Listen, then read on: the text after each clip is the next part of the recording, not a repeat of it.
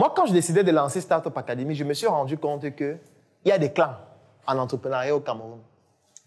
Et que si tu ne fais pas partie de ces clans, ça ne fonctionne pas. Qu'importe ton talent, ça ne fonctionne pas.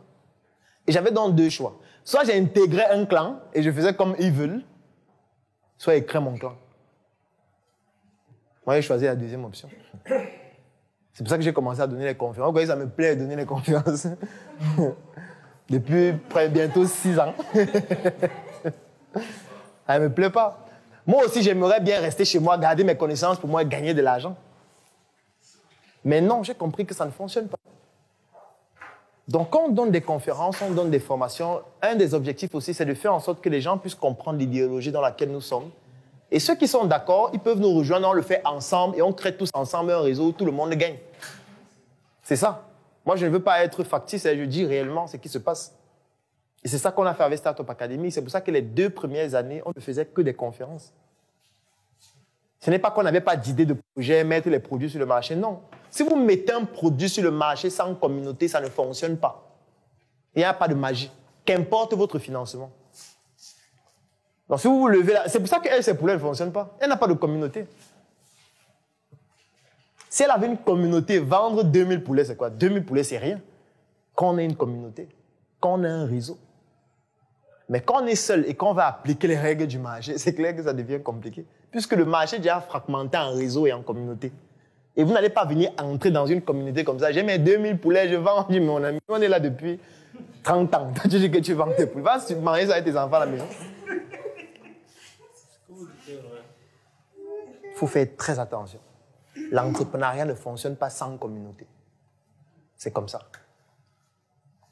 C'est pour ça qu'il faut éviter de vous lancer seul. Vous pouvez commencer seul pour comprendre comment le marché fonctionne. Mais votre obsession doit être comment je fais pour bâtir mon réseau, bâtir ma communauté. Parce que la communauté, en fait, permet de générer un chiffre d'affaires résiduel sans avoir besoin de faire de marketing. Moi, je vais vous prendre un exemple. Il y a un Turc qui a ouvert un salon de coiffure à Bastos à Yaoundé. Le salon de coiffure, là, on ne coiffe pas les Noirs. On coiffe uniquement les Turcs. C'est un salon de coiffure qui fait pratiquement 10 millions de chiffres d'affaires par mois, sans marketing. Ils n'impriment pas de flyers, ils ne sont pas sur Internet, ils ne font aucune communication. La seule stratégie qu'ils utilisent, c'est que chaque fois qu'un Turc arrive au Cameroun, il arrive à l'ambassade, on le notifie que si tu veux te coiffer, voilà l'endroit unique et exclusif pour se coiffer. Ce qui fait qu'il peut quitter d'un Vokmbi, pour ceux qui connaissent Yaoundé. Il peut quitter d'un van pour aller se faire coiffer à Bastos et rentrer en van. Juste parce que c'est leur salon de coiffure. C'est ça qu'on appelle la communauté. Ou encore le communautarisme économique. Tout le monde le fait. Ce n'est pas que certains.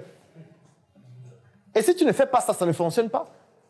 À l'Ouest, c'est avec les tontines que ça se fait.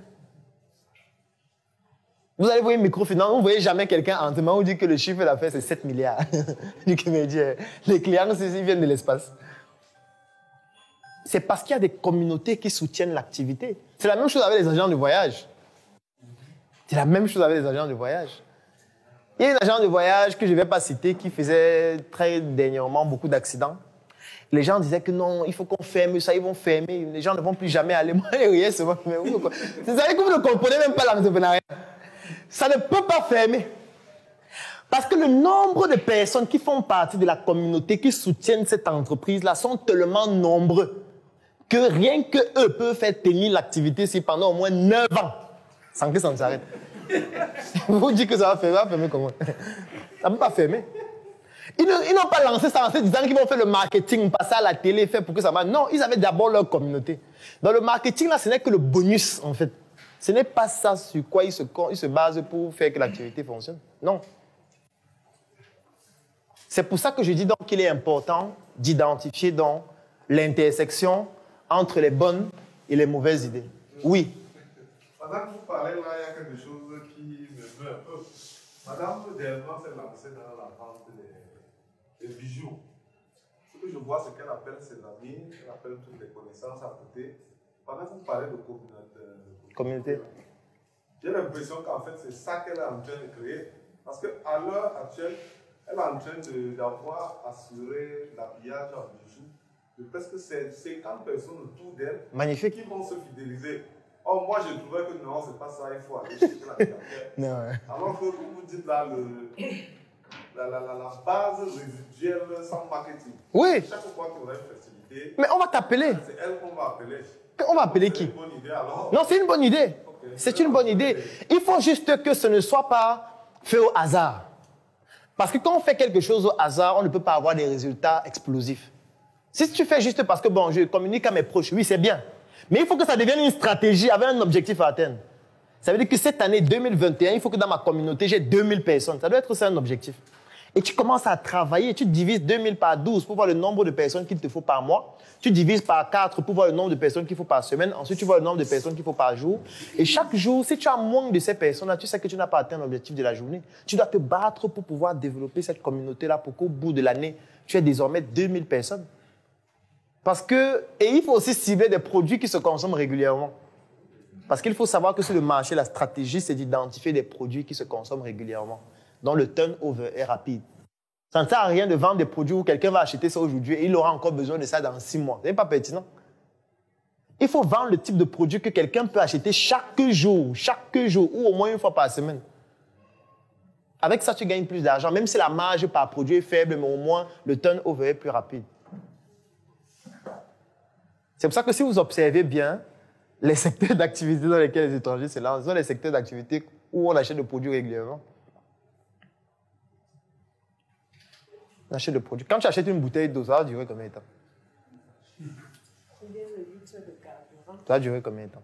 Ça va finir là et puis tu seras toujours en train d'acheter. Par rapport à ce que vous dites,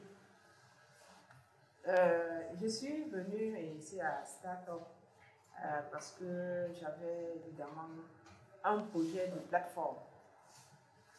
C'était d'abord ça. Je suis arrivée ici en septembre. J'avais un projet de plateforme parce que j'ai une formation de psychologue et je suis psychothérapeute. Bon, mais sur le terrain, je n'avais pas vraiment... J'ai travaillé vraiment travaillé avec une seule personne. Et je voyais plutôt créer une plateforme pour conseil. Et les enfants m'ont guidée. Les enfants m'ont dit non, maman, va à tel endroit. Je crois que ton projet, si tu vas à tel endroit, tu trouveras. Quand je suis arrivée, j'ai trouvé Daryl.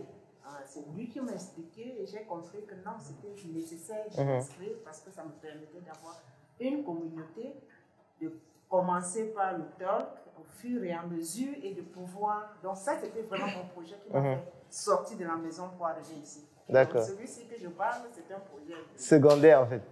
Parce que, et c'est la raison pour laquelle, dès que vous avez compris qu'il faut développer sa communauté, la prochaine étape, c'est de savoir quelles sont les caractéristiques de la communauté que je veux toucher. Et quand vous avez compris les caractéristiques de la communauté, il faut maintenant avoir un langage qui correspond à cette communauté. Sinon, ça ne fonctionne pas. Sinon, la communauté ne va pas se ressentir concernée par ce que vous dites.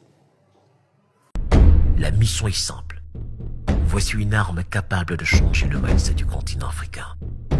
Détruire l'obésité de l'inconsistance intellectuelle dans laquelle se cache le coffret VIP. Il possède une arme contenant 200 heures de formation et 8 ans d'expérience entrepreneuriale. Recevez le pouvoir de devenir une meilleure version de vous-même. Armez-vous de cette clé pour une réussite entrepreneuriale.